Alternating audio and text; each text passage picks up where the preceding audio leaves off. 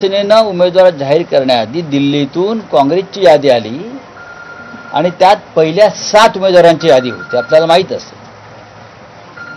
काँग्रेसची वेणुगोपाल यांच्या सहीची यादी होती. त्यानंतर आम्ही आमची यादी जाहीर केली. आम्हाला माहित आहे की आम्ही कोणत्या जागा लढतोय. काँग्रेसला माहित आहे ते कोणत्या जागा लढतात. राष्ट्रवादी काँग्रेसने काल 2 जागा जाहीर केल्या आहेत. मला वाटतं बीड आणि भिवंडी.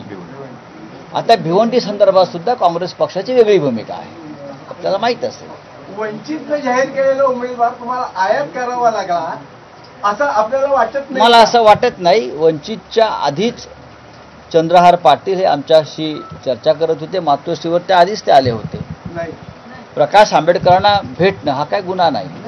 वंचितने जाहीर केली ती उमेदवारी, नंतर त्यांनीच त्याला त्याच दिवशी स्थगिती दिली. आता उस्मानाबादचे विशाल पाटलांच्या बाबत जे सगळा भविष्यातला जो निर्णय आहे त्या संदर्भात त्यांच्याशी कोणती चर्चा झाली आहे का? काँग्रेसचे वरिष्ठ नेते त्यांच्याशी चर्चा करतात.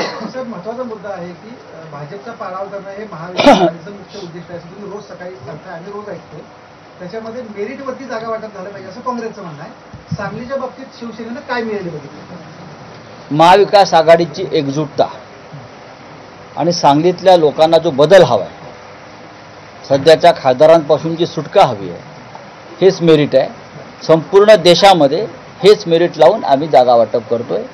व्यक्ती नाही, महाविकास आघाडी.